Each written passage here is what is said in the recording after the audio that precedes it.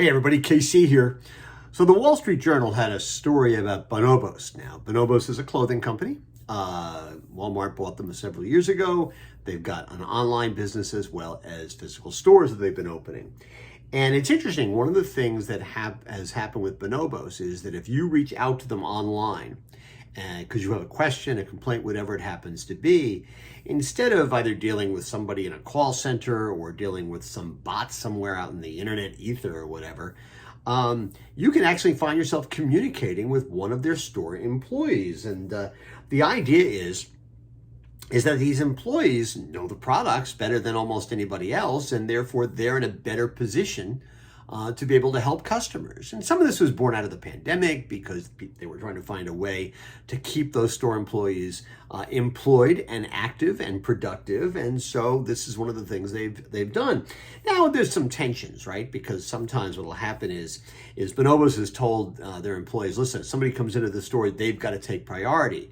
But if they're in the middle of having an online conversation with an online customer and somebody walks in, it's a little hard to separate. So there are some tensions there. But I think it's a really, really good idea. In the industry, sometimes companies create their own barriers, right? They say, well, this is the store and this is the online experience and never the twain shall meet. But in fact, in terms of having a consistent brand message and a consistent value proposition, it makes sense to kind of mix things up that way. It's interesting. Glenn Terbeek, who many, many years ago wrote The Agentry Agenda, we talk about that a lot here on Morning Newsbeat.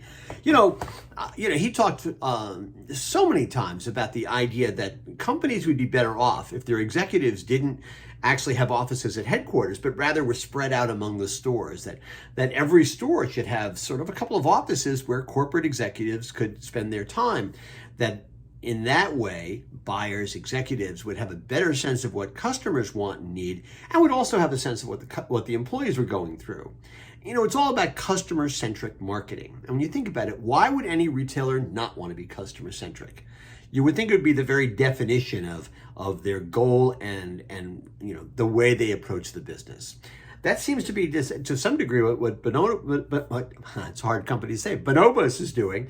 And I really like the idea, and I hope more companies sort of, adopt it. Anyway, that's what's on my mind this morning. And as always, I want to hear what's on your mind.